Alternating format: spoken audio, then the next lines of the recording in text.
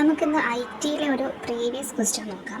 Question ഇതാണ്: C P യുവിനോട് ഏറ്റവും അടുത്ത് സ്ഥിതി ചെയ്യുന്നതും ഏറ്റവും വേഗതയേറിയതുമായ മെമ്മറി ഘടകം ഏതാണെന്നാണ്. ഓപ്ഷൻ കൊടുത്തിട്ടുണ്ട്. Option A cache memory, flash memory, പ്രധാന മെമ്മറി ആൻഡ് സെക്കൻഡറി മെമ്മറി. അപ്പം ഇതിൻ്റെ ആൻസർ ക്യാഷ് മെമ്മറിയാണ്.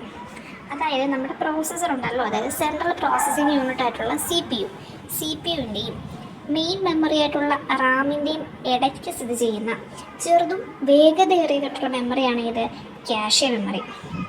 അപ്പോൾ നമുക്ക് കൂടെ ആവശ്യമായി വരുന്ന ഡേറ്റാസും നിർദ്ദേശങ്ങളും എല്ലാം ടെമ്പററി ആയിട്ട് സ്റ്റോർ ചെയ്ത് വെച്ചേക്കുന്നത് ഈ ക്യാഷെ മെമ്മറിയിലാണ്.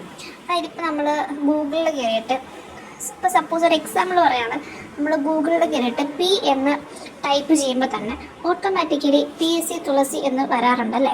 എന്തുകൊണ്ടാണ് നമ്മൾ ഫ്രീക്വൻ്റ് ആയിട്ട് അത് സെർച്ച് ചെയ്തത്? അത് നമ്മുടെ ക്യാഷെ മെമ്മറിയിൽ സ്റ്റോർ ചെയ്ത് വെച്ചിട്ടുണ്ട്.